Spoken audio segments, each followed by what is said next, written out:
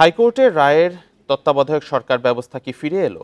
প্রশ্ন তৈরি হয়েছে, আগামী নির্বাচনে কি তত্ত্বাবধায়ক সরকারের অধীনে হবে? অন্তর্বর্তী সরকারই সে দায়িত্ব নিতে পারবে? অ্যাটর্নি জেনারেল বলছেন আইনগত কোনো বাধা নেই, তবে দ্বিমত রয়েছে অনেক আইনজীবীর। 2011 সালে সংবিধানের পঞ্চদশ সংশোধনীর মাধ্যমে বাতিল হয় তত্ত্বাবধায়ক সরকার, কিন্তু সে ব্যবস্থা ফেরাতে আন্দোলন শুরু করে বিএনপি সহ কয়েকটি রাজনৈতিক দল। অবশেষে 13 বছর পর তত্ত্বাবধায়ক সরকার ব্যবস্থা ফিরে আসার সুযোগ তৈরি হলো। আইনজীবীরা বলছেন, হাইকোর্টের রায়ে তত্ত্বাবধায়ক সরকার পুনর্বহালের অর্ধেক বাধা কেটেছে। কারণ সংবিধানে তত্ত্বাবধায়ক সরকার ব্যবস্থা অন্তর্ভুক্ত করা ত্রয়োদশ সংশোধনী অবৈধ ঘোষণা করে 2011 সালে রায় দিয়েছিলেন সাবেক প্রধান বিচারপতি খায়রুল হক। ওই রায়ের রিভিউ নিষ্পত্তি না হওয়া পর্যন্ত আইনি জটিলতা রয়ে গেছে। তত্ত্বাবধায়ক ব্যবস্থা ফিরে এলো একরকম, কিন্তু এটা আবার অ্যাপিল বিভাগের রায়েরও একটা বিষয়বস্তু, এবং অ্যাপিল বিভাগের রায় হয়ে গেলে তত্ত্বাবধায়ক সরকার ব্যবস্থা পুরোপুরি সংবিধানে ফিরে আসবে। এই জিনিস ফিরে আসলেও এটা এই বর্তমান সরকারকে কোনোভাবেই এফেক্ট করবে না, এবং ওনারা পরবর্তী নির্বাচন অনুষ্ঠান করে তারপরে ক্ষমতা হস্তান্তর করে ওনারা যাবেন। একটি ধাপ অতিক্রম হলো, আরেকটি ছোট্ট ধাপ বাকি থাকলো আমার মতে। এই জন্য, কারণ তত্ত্বাবধায়ক ব্যবস্থাটা দিয়ে তখনকার সংসদ বাতিল করেছিল, ওনারা একটা রায়ের দোহাই দিয়েছিলেন। সেই রায়টা সুপ্রিম কোর্ট কর্তৃক পাবলিশ হয়েছিল। তবে অ্যাটর্নি জেনারেলের মত ভিন্ন। বলছেন, সাংবিধানিক বাধা দূর হওয়ায় অন্তর্বর্তী সরকারই তত্ত্বাবধায়ক সরকারে রূপান্তরিত হতে পারে। অ্যাপেলেট ডিভিশনের যে রিভিউ পেন্ডিং আছে সেইটাকে বাইপাস করে এই আইনেই এই রায়ের প্রেক্ষিতে তত্ত্বাবধায়কে ফিরে যাওয়ার সম্ভাবনা আছে। এই ব্যক্তিগুলোই যখন তত্ত্বাবধায়ক সরকার সিস্টেমে ব্যাক চলে যাবেন, ওনার তত্ত্বাবধায়ক সরকার প্রধান, এবং এটা হবেন লেভেলটা চেঞ্জ হবে। এটা সাংবিধানিক কোনো সাংঘর্ষিক কোনো জায়গা নেই, অ্যাম্বিগুইটিরও জায়গা নেই। হাইকোর্টের এই রায় ত্রয়োদশ সংশোধনী বাতিলের রায়ের রিভিউ শুনানিতে বড় যুক্তি হয়ে উঠবে বলে মনে করেন অনেক আইনজীবী। Zahidul Bashar, independent news, Dhaka. এর আগে নির্বাচনকালীন তত্ত্বাবধায়ক সরকার ব্যবস্থা বাতিল করা সংবিধানের আলোচিত সেই বিধানকে অবৈধ ঘোষণা করে হাইকোর্ট। আওয়ামী লীগ সরকারের বাতিল করা গণভোট পদ্ধতিও ফিরিয়ে আনা হয়েছে এই রায়ে। এছাড়া আরও বেশ কিছু বিষয় বাতিল করে সংবিধানের পঞ্চদশ সংশোধনী আংশিক অবৈধ ঘোষণা করে রায় দিয়েছেন আদালত। মঙ্গলবার এ রায় দেয়া হয়। বহুল আলোচিত পঞ্চদশ সংশোধনীর বৈধতা প্রশ্নে আদালতের রায় শুনতে মঙ্গলবার সকাল থেকে বিচারপতি ফারাহ মাহবুব ও বিচারপতি দেবাশিস রায়ের বেঞ্চে ছিল আইনজীবীদের ভিড়। প্রায় 2 ঘন্টা ধরে দেয়া গুরুত্বপূর্ণ এই রায়ে পঞ্চদশ সংশোধনীর 54টি বিষয়ের মধ্যে 5টিকে সংবিধানের সাথে সাংঘর্ষিক বলে রায় দেন আদালত। রায়ে বলা হয়, তত্ত্বাবধায়ক সরকার ব্যবস্থা রাজনৈতিক ঐক্যমতেই হয়েছে, কিন্তু এই সংশোধনীর মাধ্যমে সংবিধানের মৌলিক কাঠামোকেই ধ্বংস করা হয়। তত্ত্বাবধায়ক সরকার ব্যবস্থা বাতিলকে শুধু অবৈধই নয়, মাননীয় আদালত বললেন যে তত্ত্বাবধায়ক ব্যবস্থা বাংলাদেশ সংবিধানের মূল কাঠামোরও একটা অংশ। গণতন্ত্র হলো আমাদের সংবিধানের মৌলিক কাঠামো, আর কেয়ারটেকার গভর্নমেন্ট বলছেন সংবিধানের মৌলিক কাঠামোতে রূপান্তরিত হয়েছে। কেন? কারণ কেয়ারটেকার গভর্নমেন্ট ছাড়া ফ্রি, ফেয়ার, ইম্পার্শিয়াল ইলেকশন করা যায় না। এছাড়া গণভোট ব্যবস্থা বাতিল করাকেও অসাংবিধানিক বলে পুনর্বহাল করা হলো গণভোট। বাতিল করা হয়েছে সংবিধানের 7 ক, 7 খ উপ অনুচ্ছেদ 2টি। এর মাধ্যমে সংবিধানের বিভিন্ন ধারাকে অসংশোধনযোগ্য করা এবং সংবিধান বহির্ভূত উপায়ে ক্ষমতা গ্রহণের সর্বোচ্চ শাস্তির বিধান করেছিল। এছাড়া বাতিল করা হয় 44-এর 2 অনুচ্ছেদও। যেখানে জনগণ হচ্ছে সমস্ত ক্ষমতার মালিক, সেই জনগণকে অবজ্ঞা করে 15 অ্যামেন্ডমেন্ট করেছেন, আদালত জাজমেন্ট দিয়েছেন, এবং জনগণ তাতে খুশি, আমরাও খুশি। রায়ে আদালত মন্তব্য করেন, তত্ত্বাবধায়ক সরকার ছাড়া গত 3 নির্বাচনের মাধ্যমে দেশের জনগণের আত্মবিশ্বাসকে নষ্ট করে দেওয়া হয়। আজকে বাংলাদেশে গণতন্ত্র নির্বাসিত, বাংলাদেশে মানুষ হত্যা হয়েছে, বাংলাদেশে খুন হয়েছে, বাংলাদেশে মানবতা বিরোধী অপরাধ হয়েছে, গুম হয়েছে, মৃত মানুষের বিরুদ্ধেও মামলা হয়েছে। জাতির পিতার ছবি সংরক্ষণ সহ সংশোধনীর আরও অনেকগুলো বিষয়ে এই রায়ে কোনো সিদ্ধান্ত না দিয়ে পরবর্তী নির্বাচিত সংসদ এ বিষয়ে সিদ্ধান্ত নেবে বলে জানায় আদালত। Zahidul Bashar, independent news, Dhaka. জাতীয় নির্বাচনের জন্য পুরোপুরি প্রস্তুত রয়েছেন বলে জানিয়েছেন প্রধান নির্বাচন কমিশনার AKM নাসির উদ্দিন। বলেন, প্রধান উপদেষ্টার ঘোষণা অনুযায়ী নির্বাচন করতে ইসি প্রস্তুত। জাতীয় সংসদ নির্বাচনের আগে স্থানীয় সরকার নির্বাচনের কথা চিন্তা করছেন না বলেও জানান সিইসি।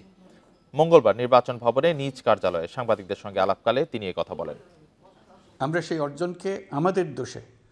সোমবার মহান বিজয় দিবসে জাতির উদ্দেশ্যে ভাষণে প্রধান উপদেষ্টা আগামী জাতীয় সংসদ নির্বাচনের সম্ভাব্য সময় সম্পর্কে ধারণা দেন। আগামী বছরের শেষ নাগাদ অথবা 2026 সালের প্রথমার্ধে নির্বাচন হতে পারে বলে জানান তিনি। 2025 সালের শেষের দিকে নির্বাচন অনুষ্ঠান হয়তো সম্ভব হবে। এ বিষয়ে জানতে চাইলে মঙ্গলবার নিজ দপ্তরে প্রধান নির্বাচন কমিশনার বলেন, জাতীয় নির্বাচনের জন্য প্রথম দিন থেকেই কাজ শুরু হয়েছে। নির্বাচনের জন্য যেসব প্রস্তুতির প্রয়োজন সবই রয়েছে কমিশনের। একটা ন্যাশনাল ইলেকশন সুন্দরভাবে ডেলিভার করার জন্য যা যা প্রস্তুতি দরকার আমরা ওয়ার ফুটিং এগিয়ে নিচ্ছি। এবং সবচেয়ে ভালো কথা হচ্ছে যে মাননীয় প্রধান উপদেষ্টা গতকালকে যে ভাষণ দিয়েছেন, উনি যে ইন্ডিকেশনস দিয়েছেন, আমরা ফুললি অ্যালাইন্ড। ওনার যে বক্তব্য অনুযায়ী আমাদের যদি যে ধরনের কাজ করতে হবে আমরা এর জন্য সম্পূর্ণ প্রস্তুত। যখনই উনি চান এই বছরের শেষ দিয়ে করুন বা আগামী বছর প্রথম দিয়ে করুন, আমাদের তরফ থেকে আমরা সম্পূর্ণ প্রস্তুত। স্থানীয় সরকার নির্বাচন প্রশ্নে সিইসি বলেন, ইসি সংসদ নির্বাচনের কথাই ভাবছে। এই মুহূর্তে অন্য নির্বাচনের চিন্তা করছে না ইসি। সুষ্ঠু ভোটের জন্য প্রয়োজনে আইন পরিবর্তন করা হবে বলে জানান সিইসি। পত্রিকা খুললে দেখি যে আমাদের রাজনৈতিক দলগুলো তারা বলছেন যে অন্তর্বর্তী সরকারের কাছ থেকে নির্বাচিত সরকারের কাছে ক্ষমতা হস্তান্তর করা হোক। এই দাবি কিন্তু রাজনীতির মাঠে কিন্তু এটাই দাবি।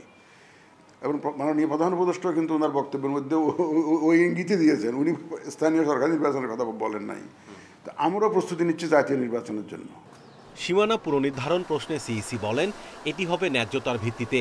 অতীতে সীমানা নির্ধারণের ক্ষেত্রে যদি কোনো অনিয়ম হয় ইসি তা দেখবে বলে জানান CEC. Mahmudul Hasan, independent news, Dhaka. আগামী নির্বাচন অতীতের যে কোনো সময়ের চেয়ে কঠিন হবে উল্লেখ করে বিএনপির ভারপ্রাপ্ত চেয়ারম্যান তারেক রহমান বলেছেন, ভোটে জিততে জনসমর্থন ধরে রাখতে হবে। মঙ্গলবার বিকেলে জেলাভিত্তিক প্রশিক্ষণ কর্মশালায় লন্ডন থেকে ভার্চুয়ালি যোগ দিয়ে তিনি এই কথা বলেন। 31 দফা রাষ্ট্র সংস্কার নিয়ে বিভাগীয় কর্মশালা শেষে এবার জেলা পর্যায়ের কর্মশালা শুরু করেছে বিএনপির প্রশিক্ষণ বিষয়ক কমিটি।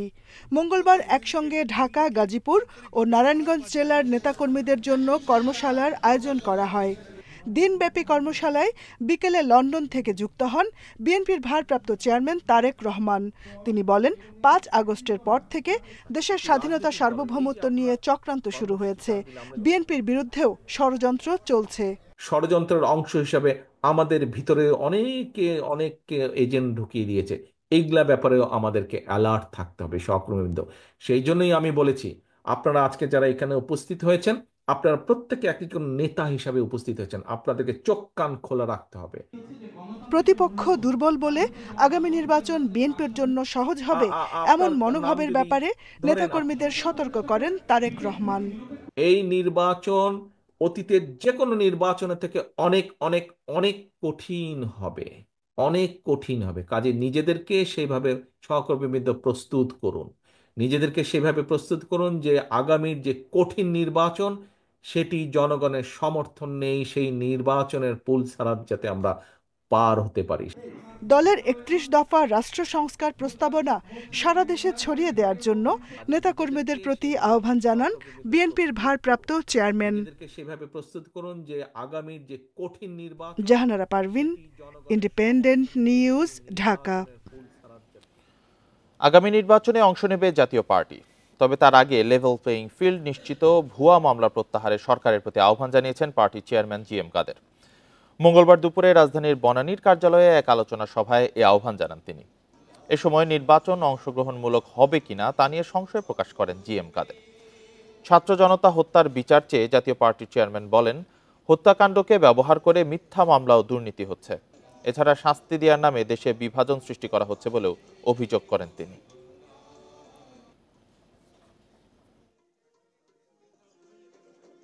নির্বাচনের সময় আমরা লেভেল প্লেইং ফিল্ড পাবো কিনা সেটা আমাদেরকে দেখতে হবে।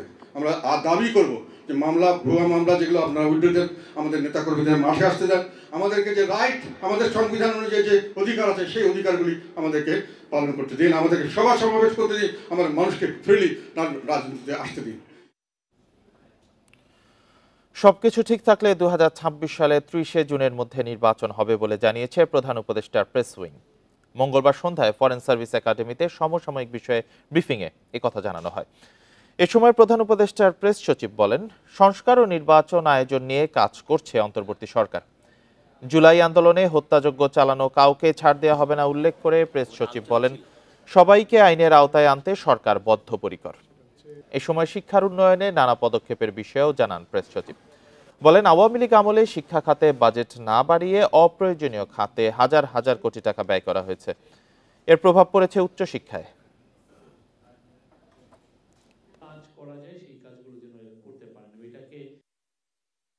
খুব স্পষ্ট রোডম্যাপ দেওয়া হয়েছে, ঠিক না? যদি মানে কম রিফর্ম হয় সেক্ষেত্রে মানে আপনি দেখেছেন যে ডিসেম্বরের মধ্যে হতে পারে। উনি একটা আলোকপাত করেছেন। আপনি এক্সপেক্ট করতে পারেন যে ইলেকশন হচ্ছে 2026-এর জুনের 30 তারিখের মধ্যে। D8 সম্মেলনে যোগ দিতে রাতে মিশরের উদ্দেশ্যে ঢাকা ছেড়েছেন প্রধান উপদেষ্টা ডক্টর মোহাম্মদ ইউনূস। মঙ্গলবার বিকেলে রাজধানীর ফরেন সার্ভিস একাডেমিতে সংবাদ সম্মেলনে প্রধান উপদেষ্টার deputy press secretary Azad Majumdar জানান, মিশরের রাষ্ট্রপতির আমন্ত্রণে এই সফর করছেন তিনি বলেন, D8 সম্মেলন বাংলাদেশের জন্য গুরুত্বপূর্ণ। অর্থনীতিতে গতি আনতে এই সম্মেলন সহায়ক ভূমিকা পালন করবে। সম্মেলনে বিভিন্ন দেশের সরকার প্রধানদের সাথে বেশ কয়েকটি সাইডলাইন বৈঠক করবেন প্রধান উপদেষ্টা। 8টি উন্নয়নশীল মুসলিম দেশের D8 শীর্ষ সম্মেলনে আয়োজক মিশর ছাড়াও তুরস্ক, ইন্দোনেশিয়া, ইরান ও পাকিস্তানের সরকার প্রধানরা যোগ দেবেন। এছাড়া আগামীকাল কায়রোর আল আজহার বিশ্ববিদ্যালয়ে ভাষণ দেবেন প্রফেসর মোহাম্মদ ইউনূস।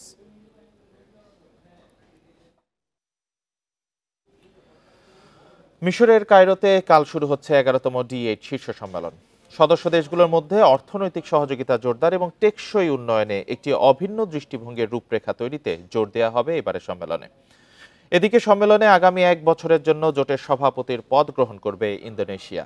এছাড়া শীর্ষ সম্মেলন শুরুর আগে আজ পররাষ্ট্রমন্ত্রীদের কাউন্সিলের 21তম অধিবেশন অনুষ্ঠিত হবে।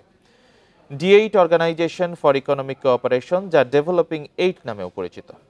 1997 সালে দক্ষিণ এশিয়া ও আফ্রিকার মুসলিম রাষ্ট্র বাংলাদেশ, মিশর, Indonesia, Iran, Malaysia, Nigeria, Pakistan এবং তুরস্কের মধ্যে পারস্পরিক উন্নয়ন সহযোগিতার জন্য প্রতিষ্ঠিত হয় D8।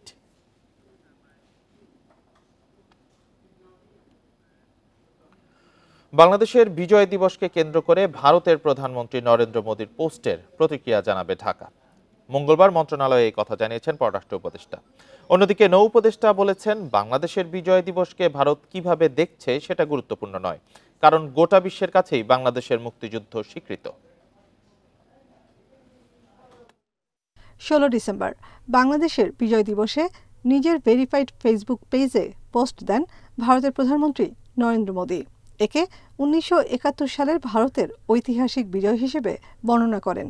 এরপরে এ নিয়ে শুরু হয় তীব্র প্রতিক্রিয়া। ফেসবুকেই প্রতিবাদ জানান আইন উপদেষ্টা ও বৈষম্য বিরোধী ছাত্রনেতারা। মঙ্গলবার পররাষ্ট্র মন্ত্রণালয় সাংবাদিকরা জানতে চান, সরকারের পক্ষ থেকে এ বিষয়ে আনুষ্ঠানিকভাবে কোনো প্রতিক্রিয়া জানানো হবে কিনা। এ সময় উপদেষ্টা জানান, এই ইস্যুতে নিজের মতো করেই পদক্ষেপ নেবে ঢাকা। ভারতের পররাষ্ট্রমন্ত্রী বাই নেম আমাকে অভিনন্দন জানিয়েছেন এই বিজয় দিবস উপলক্ষে। উনি তার মতো করে একটা জিনিস বলেছেন, আমরা আমাদের মতো করে বলবো। এদিকে সিলেটে এক অনুষ্ঠানে ভারতের প্রধানমন্ত্রীর পোস্টের সমালোচনা করে নৌ উপদেষ্টা বলেন, যুদ্ধের সময় এদেশের মানুষের প্রাণ গেছে, মা বোনদের ওপর নির্যাতন হয়েছে। বিশ্ব ইতিহাসে 71 বাংলাদেশের স্বাধিকারের মুক্তিযুদ্ধ হিসেবেই স্বীকৃত। ভারত কিভাবে সেটা দেখে গুরুত্বপূর্ণ নয়। আমাদের যুদ্ধটি আমরা শুরু করেছিলাম, আমাদের যুদ্ধটি আমরা সমাপ্ত করেছি। সেখানে সাহায্য সহযোগিতা ডেফিনেটলি ভারতের ছিল, এতে কোনো সন্দেহ নেই। আমরা সেটাও স্মরণ করি এবং সবসময় স্মরণ রাখবো। এখন ওটা যদি ওনারা অন্যভাবে ইতিহাসে দেখেন সেটা ওনাদের ব্যাপার। আমরা আমাদের ইতিহাসে মনে করি আমাদের এই মুক্তিযুদ্ধ বিশ্বের অন্যতম শ্রেষ্ঠ ঘটনা যা ঘটেছে বিশ্ব ইতিহাসে। আগরতলায় বাংলাদেশ মিশনে হামলার প্রতিবাদ জানাতে ঢাকায় ভারতীয় হাইকমিশনারকে তলব করে পররাষ্ট্র মন্ত্রণালয়। নাফিজুল্লাহ, ইন্ডিপেন্ডেন্ট নিউজ, ঢাকা। সাবেক প্রধানমন্ত্রী শেখ হাসিনার বিরুদ্ধে গণহত্যা এবং মানবতা বিরোধী অপরাধের তদন্ত শেষ করতে 2 মাস সময় বেঁধে দিয়েছে আন্তর্জাতিক অপরাধ ট্রাইব্যুনাল। এছাড়া শেখ হাসিনাকে ভারত থেকে ফিরিয়ে আনতে ইন্টারপোলের পদক্ষেপ চাওয়ার বিষয়ে পুলিশ মহাপরিদর্শকের কাছে জানতে চেয়েছে ট্রাইব্যুনাল। মঙ্গলবার দুপুরে ব্রিফিংয়ে এসব কথা জানান চিফ প্রসিকিউটর তাজুল ইসলাম। তিনি জানান, শেখ হাসিনার মামলার পরবর্তী শুনানি 18 ফেব্রুয়ারি। এছাড়া জুলাই আগস্ট গণহত্যায় আনিসুল হক সহ 16 জনের বিরুদ্ধে 2 মাসের মধ্যে তদন্ত শেষ করার নির্দেশ দিয়েছে ট্রাইব্যুনাল। এর আগে সকালে জুলাই আগস্টে গণহত্যা ও মানবতা বিরোধী অপরাধের অভিযোগে গ্রেপ্তার সাবেক মন্ত্রী আনিসুল হক, হাসানুল হক ইনু সহ 16 আসামিকে আন্তর্জাতিক অপরাধ ট্রাইব্যুনালে হাজির করা হয়। এর আগে 18 নভেম্বর 16 আসামির মধ্যে 9 মন্ত্রী ও প্রতিমন্ত্রী সহ 13 জনকে ট্রাইব্যুনালে হাজির করা হয়। ওই দিন রাষ্ট্রপক্ষের আবেদন মঞ্জুর করে 13 জনকে কারাগারে পাঠান বিচারপতি গোলাম মুর্তজা মজুমদারের নেতৃত্বে 3 সদস্যের আন্তর্জাতিক অপরাধ ট্রাইব্যুনাল। শেখ হাসিনা তিনি তার গ্রেপ্তারের ব্যাপারে যে আমরা ইন্টারপোলের মাধ্যমে রেড নোটিশ জারি করা, আদালতের যে গ্রেপ্তারি পরোয়ানা সেটা কার্যকরের কি ব্যবস্থা, এবং ভারতের সাথে সম্পাদিত যে অপরাধীর বহিঃসমর্পণ চুক্তি অর্থাৎ এক্সট্রাডিশন ট্রিটি সেই অনুযায়ী কতদূর ব্যবস্থা নেওয়া হয়েছে সেটা জানার জন্য আদালত পরবর্তী 2 সপ্তাহের মধ্যে একটা প্রতিবেদন চেয়েছেন। আওয়ামী লীগের সাধারণ সম্পাদক ওবায়দুল কাদের কিভাবে দেশ ছাড়লেন 15 দিনের মধ্যে পুলিশকে ব্যাখ্যা দিতে বলেছেন আন্তর্জাতিক অপরাধ ট্রাইব্যুনাল। তবে ওবায়দুল কাদেরের দেশে থাকার কথা সরকার জানতো না বলে জানান অন্তর্বর্তীকালীন সরকারের স্বরাষ্ট্র উপদেষ্টা জাহাঙ্গীর আলম চৌধুরী। কোথায় পালাবো? পালাবো না, প্রয়োজনে ফখরুল সাহেবের বাসায় গিয়ে উঠবো। গত বছরের জানুয়ারি মাসে এভাবেই এক সমাবেশে বলেছিলেন আওয়ামী লীগের সাধারণ সম্পাদক ওবায়দুল কাদের। ওই বাড়িতে গিয়ে উঠবো। যদিও 5 আগস্ট সরকার পতনের পর থেকেই পলাতক তিনি। তার নামে হয়েছে হত্যা মামলা সহ কয়েক ডজন মামলা, রয়েছে গ্রেপ্তারি পরোয়ানাও। ওবায়দুল কাদের কোথায়, এ ব্যাপারে জাতীয় একটি পত্রিকায় খবর বের হয় মঙ্গলবার। তার সূত্র ধরে প্রশ্ন ওঠে আন্তর্জাতিক অপরাধ ট্রাইব্যুনালে। প্রসিকিউশনের দাবি, আওয়ামী সরকার পদত্যাগের পরও অনেকদিন দেশে ছিলেন তিনি। তাহলে কিভাবে ওবায়দুল কাদের দেশ ছাড়ল তা 2 সপ্তাহের মধ্যে ব্যাখ্যা দিতে বলা হয়েছে পুলিশ মহাপরিদর্শককে।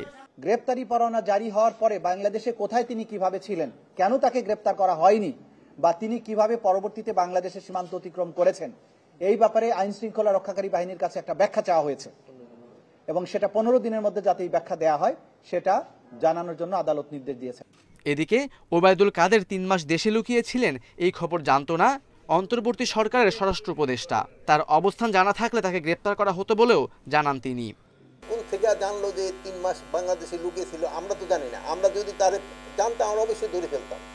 যদি এর আগে ওই খবরটা ওনারা আমাদের দিতে পারতো যে উনি ওই জায়গায় লুকিয়ে আছে, আমরা অবশ্যই তাকে ধরে ফেলতাম। দেশে ছিলেন এটা সরকার জানতো না। যদি জানতো সাথে সাথে সে অ্যারেস্ট হয়ে যেত যদি তার লোকেশন জানা যেত। ঢাকা বিভাগীয় আইন শৃঙ্খলা সংক্রান্ত বিশেষ সভা শেষে স্বরাষ্ট্র উপদেষ্টা আরও জানান, হত্যা মামলার কোনো আসামির তথ্য পেলেই তাকে গ্রেপ্তার করা হবে। দেশের বাইরে থাকলে সাহায্য নেওয়া হবে ইন্টারপোলের। এটা নিয়ে কিন্তু আজকে অনেকবার আলাপ হয়েছে। Khaled Raihan, independent news, Dhaka. সাবেক প্রধানমন্ত্রী শেখ হাসিনা, তার ছোট বোন শেখ রেহানা, ছেলে সজীব ওয়াজেদ জয় ও ভাগ্নে টিউলিপ সিদ্দিকের বিরুদ্ধে অনুসন্ধান শুরু করেছে দুদক। রূপপুর পারমাণবিক বিদ্যুৎ কেন্দ্র সহ বিভিন্ন প্রকল্প থেকে 80,000 কোটি টাকা দুর্নীতির অভিযোগ তাদের বিরুদ্ধে। যাচাই বাছাই শেষে মঙ্গলবার এই অনুসন্ধানের কাজ শুরু করে সংস্থাটি।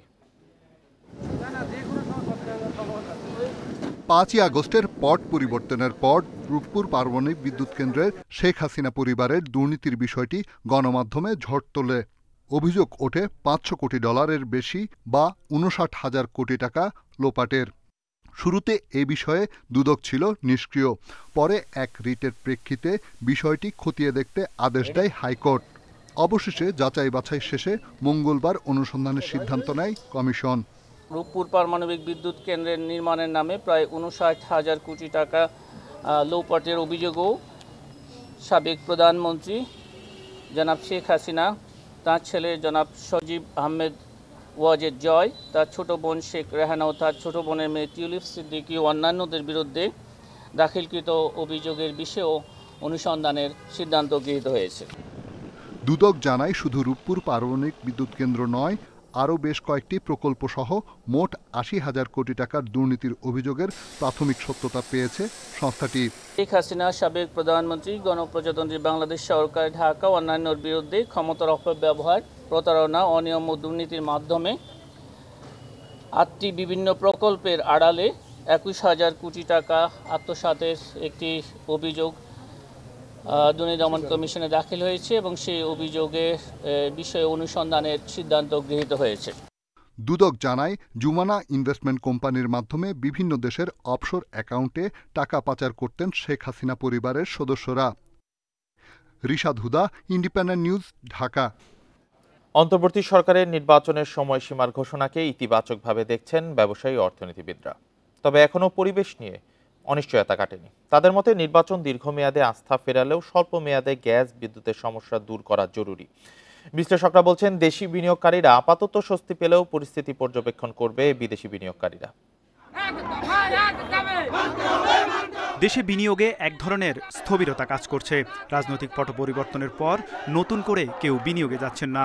শিল্পের মূলধনী যন্ত্রের আমদানিও ধারাবাহিকভাবে কমছে। বাংলাদেশ ব্যাংকের তথ্যমতে অর্থবছরের প্রথম 4 মাসে এ পণ্য আমদানির ঋণপত্র খোলা কমেছে 33%, নিষ্পত্তির হার কমেছে 19%। রাজনৈতিক অস্থিরতা, ব্যবসার পরিবেশ ও বিনিয়োগ নিয়ে উদ্বেগের মধ্যে 2026 সালের শুরুর দিকে জাতীয় নির্বাচনের সুখবর দিলেন অন্তর্বর্তী সরকারের প্রধান উপদেষ্টা ডক্টর মোহাম্মদ ইউনূস। 2025 সালের শেষের দিকে নির্বাচন অনুষ্ঠান হয়তো সম্ভব হবে। অর্থনীতিবিদরা বলছেন দেশি বিদেশি বিনিয়োগ বাড়াতে রাজনৈতিক স্থিতিশীলতা প্রয়োজন।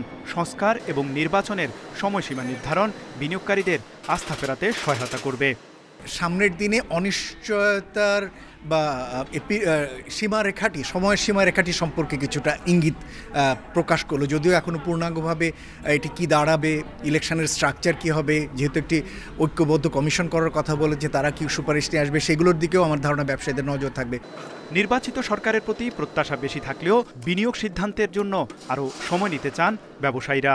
ঘোষণাটা রাজনৈতিক স্থিতিশীলতা এবং অর্থনৈতিক পলিসির ক্ষেত্রে একটা স্থিতিশীল পরিবেশ তৈরি করবে বলে আমরা আশা করছি।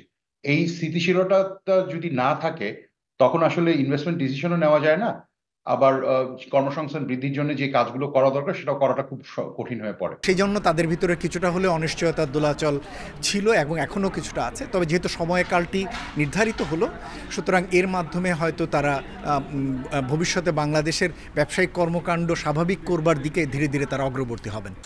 নির্বাচিত সরকার যেই আসুক, অর্থনীতির স্থিতিশীলতায় সংস্কার কমিশনের সুপারিশ আমলে নেয়ার পরামর্শ বিশ্লেষকদের। তৌহিদ রানা, ইন্ডিপেন্ডেন্ট নিউজ, ঢাকা। অর্থনৈতিক পরিস্থিতি নিয়ন্ত্রণ ও বাজারে স্থিতিশীলতা ফেরানো না গেলে সংস্কারের শেষ পর্যন্ত জনগণের ধৈর্য থাকবে না, এ মন্তব্য করেছেন সেন্টার ফর পলিসি ডায়ালগ সিপিডির ফেলো ডক্টর দেবপ্রিয় ভট্টাচার্য। মঙ্গলবার বিকেলে ফরেন সার্ভিস একাডেমিতে এক গোল টেবিল বৈঠকে তিনি মন্তব্য করেন। বাংলাদেশ মধ্যম আয়ের ফাঁদে পড়েছে উল্লেখ করে দেবপ্রিয় আরও বলেন, অপরিকল্পিত নগরায়ন, সুপেয় পানির অভাব, আইন শৃঙ্খলার অবনতি ও সুশাসনের অভাব এই ফাঁদের বৈশিষ্ট্য।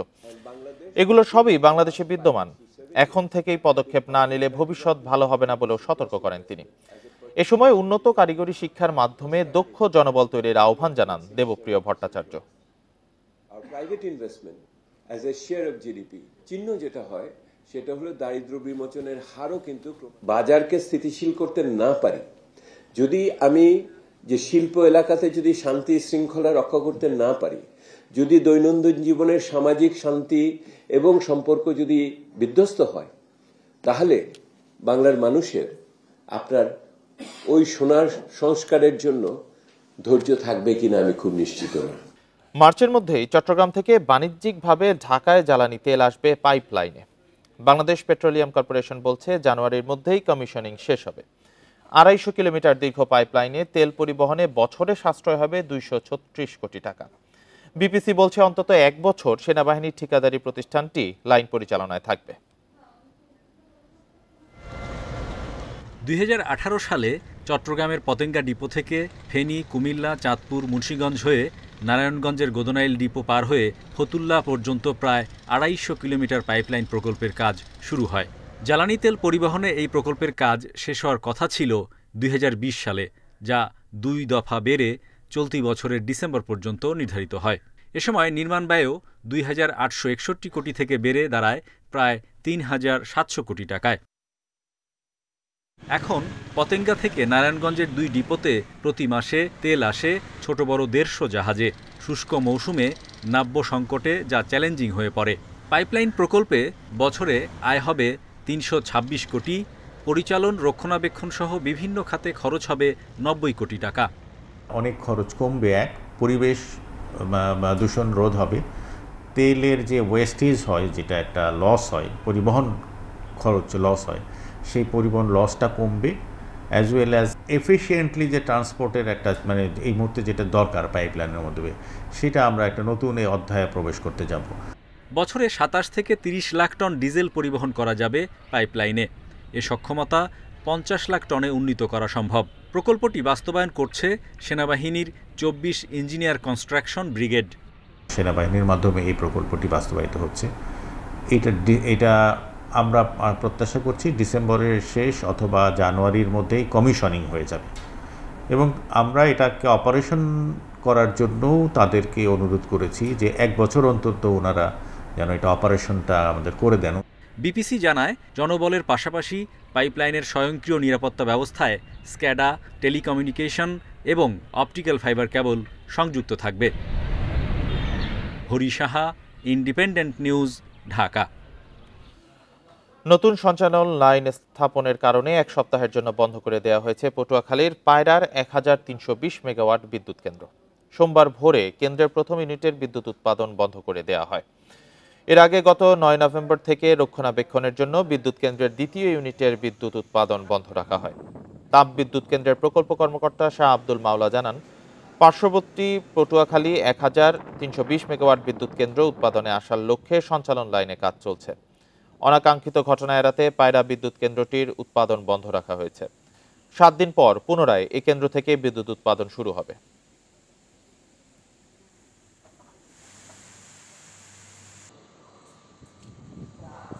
পোশাক খাতে শ্রমিক অসন্তোষের মূল কারণ শুধু বকেয়া বেতন নয়, অটোমেশনের কারণে চাকরি হারানো শ্রমিকরাও আন্দোলন করছে। মঙ্গলবার সিপিডি আয়োজিত সংলাপে এ মন্তব্য করেন শ্রম সংস্কার কমিশনের প্রধান। বলেন, অটোমেশনের পরের পরিস্থিতির জন্য কোনো পরিকল্পনা ছিল না বিগত সরকারের। এ সময় পিছিয়ে পড়া জনগোষ্ঠীর কর্মসংস্থান তৈরিতে জেলাভিত্তিক নীতি তৈরির তাগিদ দেওয়া হয়। গেল আগস্টে রাজনৈতিক পট পরিবর্তনের পর থেকে নানা দাবিতে আন্দোলন করছেন তৈরি পোশাক খাতের শ্রমিকরা। এ সময় শ্রমিক আন্দোলনে ভাঙচুর ও প্রাণহানির ঘটনাও ঘটে। বেসরকারি গবেষণা সংস্থা সিপিডির সংলাপে উঠে আসে শ্রমিক অসন্তোষের বিষয়টি। এ সময় শ্রম সংস্কার কমিশনের চেয়ারম্যান বলেন, এসব আন্দোলনের মূলে রয়েছে বিভিন্ন কারখানার বকেয়া বেতন, পাশাপাশি কারখানা অটোমেশনের প্রভাবে চাকরি হারানোদের ক্ষোভও রয়েছে। তিনি জানান, বৈশ্বিক প্রতিযোগিতায় টিকে থাকতে অটোমেশন জরুরি হলেও এতে চাকরি হারানোদের কি হবে তা নিয়ে আগের সরকারের কোনো পরিকল্পনা ছিল না। একটা বড় কারণ হচ্ছে এই প্রথম বেকার শ্রমিকরা কারখানার গেটে গিয়ে কিন্তু আপনার আন্দোলন করেছে যে আমাদের চাকরি দিতে হবে। সিপিডির গবেষণা একবার এসেছে, জ্যাকার মেশিনগুলো আসার পরে কিন্তু অটোমেশনের কারণে কিন্তু প্রচুর শ্রমিক ঝরে পড়েছে। এর আগে কিশোরগঞ্জ জেলার নারীদের শিক্ষা ও কাজের সুযোগ নিয়ে গবেষণা প্রবন্ধ উপস্থাপন করে সিপিডি। এতে দেখা যায় জেলায় ৩৮% নারী উচ্চ মাধ্যমিক শিক্ষা থেকে বঞ্চিত, ৫৩% নারী কাজের সুযোগ পায় না। এখনো অনেকে বিনা বেতনে কাজ করছেন। কিশোরী এবং তরুণীদের জন্য জব মার্কেটের বা বাস্তবতা আসলে একই রকম না, এবং একই সাথে আপনারা যদি উপজেলা কেন্দ্রিক তথ্যগুলো দেখেন, দেখবেন যে এক এক উপজেলার বাস্তবতা এক এক রকম। এই যে লোকেশন স্পেসিফিক ভিন্ন ভিন্ন প্রেক্ষাপট, এই জিনিসটা অনেক সময় ন্যাশনাল লেভেলে আমরা যখন প্রোগ্রাম ডেভেলপ করি ওইটি মাথায় রাখা যায় না। সংলাপে বক্তারা বলেন, টেকসই অর্থনৈতিক অগ্রগতি নিশ্চিতে কার্যকর নীতি প্রয়োজন, পাশাপাশি পরিবেশ ও জীবনমান উন্নয়নে সবার জন্য মানসম্মত প্রশিক্ষণ ও দক্ষতা বৃদ্ধির ওপর জোর দেন তারা। ইফাতারা, ইন্ডিপেন্ডেন্ট নিউজ। ৫ বছরেও শেষ হয়নি সিরাজগঞ্জ সোনামুখী বগুড়া আঞ্চলিক সড়ক প্রশস্ত করার কাজ। পরপর ৩ দফায় মেয়াদ বাড়লেও জমি অধিগ্রহণ জটিলতায় দেখা দিয়েছে স্থবিরতা। আংশিক কাজ করে ফেলে রাখায় সড়কে তৈরি হয়েছে খানাখন্দ। সিরাজগঞ্জ সোনামুখী বগুড়া আঞ্চলিক সড়ক হয়ে সিরাজগঞ্জ থেকে বগুড়া, গাইবান্ধা, রংপুর সহ বিভিন্ন জেলায় চলাচল করে যানবাহন। ২০১৯ সালে প্রায় ১০২৮ কোটি টাকা ব্যয় সড়কটির ৭৬ কিলোমিটার প্রশস্ত করার কাজ শুরু করে সড়ক ও জনপথ বিভাগ। পরে ৩ দফায় মেয়াদ বাড়ানো হয়। জমি অধিগ্রহণ জটিলতায় এখন বন্ধ আছে কাঠের পুল থেকে ফকিরতলা অংশের কাজ। সড়কের বিভিন্ন জায়গায় আংশিক কাজ করে রাস্তার উপর মালামাল ফেলে রাখায় বেড়েছে ভোগান্তি। ডিপার্টমেন্টের গাফিলতি, এটা 5 বছর যাবত এই কাজটি হচ্ছে না। ধুলাবালুতে তাদের শ্বাসকষ্ট এবং বিভিন্ন রোগের আক্রান্ত হচ্ছে তারা, এবং যানজটটা প্রধান কারণ। গাড়ির তো প্রচণ্ড ক্ষতি, প্রচুর পরিমাণ ক্ষতি, ব্যারিং ভেঙে যায়, এটা সেটা। তবে এখন জমি অধিগ্রহণ জটিলতা কাটিয়ে দ্রুত কাজ এগিয়ে নেওয়ার আশা দেখছে সড়ক বিভাগ। দীর্ঘমেয়াদী অধিগ্রহণের কারণে একটু সময় লাগতেছে, আমরা আশা করতেছি এটা আমরা এই জুন মাসের মধ্যে কাজগুলি সমাপ্ত করব। আমাদের প্রজেক্টের যে সময় আছে তার মধ্যে আমরা চেষ্টা করব। এ পর্যন্ত সিরাজগঞ্জ সোনামুখী বগুড়া আঞ্চলিক সড়ক প্রশস্তকরণ প্রকল্পের কাজের অগ্রগতি হয়েছে 55%। Independent news. ঘন বসতিপূর্ণ এলাকায় কলকারখানার কারণে বরিশালে বাড়ছে দূষণ। শব্দ বায়ু দূষণে অতিষ্ঠ স্থানীয়দের দাবি, বারবার পরিবেশ অধিদপ্তরে অভিযোগ জানিয়েও ফল মিলছে না। স্থানান্তরের ছাড়পত্র নিয়েও নানা অজুহাতে উৎপাদন অব্যাহত রেখেছে অনেক প্রতিষ্ঠান। পরিবেশ অধিদপ্তরের দাবি, কারখানা সরানো পর্যন্ত দূষণমুক্ত উৎপাদন নিশ্চিতে নজরদারি চলছে। কয়েক যুগ আগে কারখানা প্রতিষ্ঠা করার সময় এসব এলাকা ছিল বিরানভূমি। তবে সময়ের সাথে সাথে লোকসংখ্যা বাড়তে থাকায় কারখানাগুলোর অবস্থান এখন ঘনবসতির মধ্যে। মাত্র ৬৮ বর্গ কিলোমিটার আয়তনে বরিশাল মহানগরীতে ১৫০'র মতো কারখানা রয়েছে। এর মধ্যে ৯টি বড় ওষুধ কারখানা। কারখানার বিকট শব্দ আর কালো ধোঁয়ায় বিপর্যস্ত জনজীবন। এর মধ্যে Mathuranath road, college Avenue, Bogura road, Sonargaon, ঈশ্বর বসু রোড সহ অন্তত ২৮ এলাকার মানুষ চরম ভোগান্তিতে। বাচ্চাদের এফেক্ট আসছে, বাচ্চারা ঘুমাইতে পারে না, ঘরে হাটের রুগী সে ঘুমাইতে পারতেছে না। আমাদের এই বাড়িতে নারকেল গাছে নারকেল হচ্ছে না, ফলমূল অনেক আমাদের গাছপালা ছিল মরে গেছে। পরিবেশ কর্মীরা বলছেন, জনস্বাস্থ্য বিবেচনায় ঘন বসতিপূর্ণ এলাকা থেকে কারখানা সরানোর বিকল্প নেই। এবং পরিবেশ অধিদপ্তর বলছে যে তারা আজকে যাবে, কালকে যাবে, কিন্তু তারা ছাড়পত্র দিচ্ছে না। কিন্তু তাদের কথা অনুযায়ী এখন আমরা দেখতে পাচ্ছি যে বৈষয়িক কারখানাগুলো সেই মহলতবিয়তে সেভাবেই রয়েছে। কারখানা না সরানোর জন্য নানা অজুহাত দিচ্ছেন মালিকরা। পরিবেশ অধিদপ্তরের দাবি, কারখানা সরাতে নোটিশ দেওয়া ছাড়াও দূষণমুক্ত উৎপাদন নিশ্চিতে নজরদারি চলছে। ইতিমধ্যে দেশের একমাত্র স্যালাইন কোম্পানি অপসনিনকে আমরা চিঠি দিয়েছি এবং সেটি এখান থেকে লোকালয় থেকে স্থানান্তরের জন্য অন্য জায়গায় অবস্থানগত ছাড়পত্র নিয়েছে এবং 75% কাজ তাদের অলরেডি হয়ে গেছে। আর বাকি যেগুলি আছে সেগুলিকে আমরা মনিটরিংয়ের মধ্যে রাখছি, তারা যেন এখান থেকে একটু পরিবেশসম্মত জায়গায় স্থানান্তর হতে পারে। কলকারখানা অধিদপ্তরের তথ্য অনুযায়ী বরিশাল জেলায় ছোট বড় অন্তত 528টি কারখানা রয়েছে। Independent news.